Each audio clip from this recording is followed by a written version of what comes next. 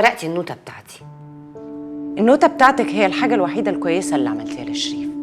النوتة بتاعتك هي اللي عيشت شريف.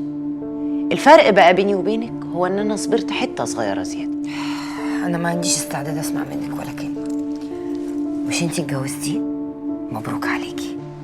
اديني بقى النوتة بتاعتي. الله، هو انت مش جيتي من السفر عشان تدوري عليه؟ لا الحقيقة انا كنت جاية عشان اسمع الكلمتين دول وخلاص سمعتهم. ممكن تديني النوتة بتاعتي؟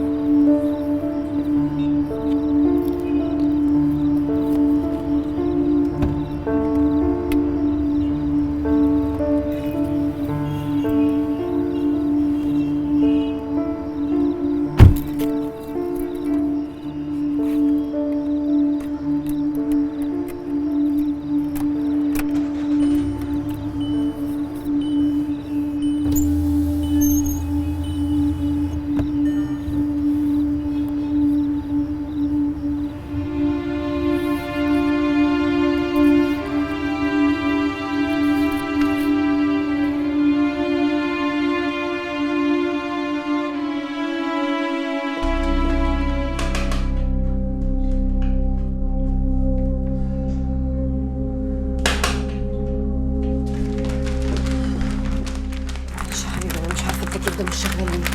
هروح اشوف حد من التمريض.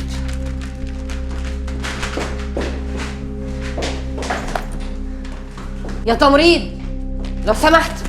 ايوه، التكييفات كلها مش شغاله جوه. عندنا بس شويه صيانه للتكييفات. انا مش قادره استحمل. امال العيانين تعمل ايه؟ للاسف مفيش حاجه في ايدينا، ربع ساعه وان شاء الله يكونوا خلصوا باذن الله.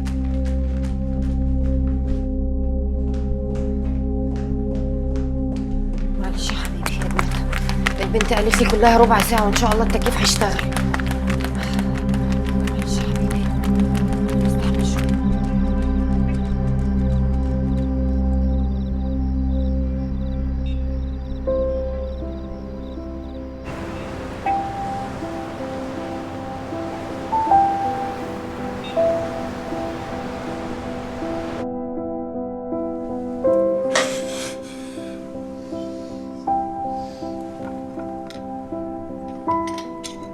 هو انت جبت كام واحده غيري في الاوتيل ده قبل كده؟ في اللوكاندا ولا في الأوضة دي؟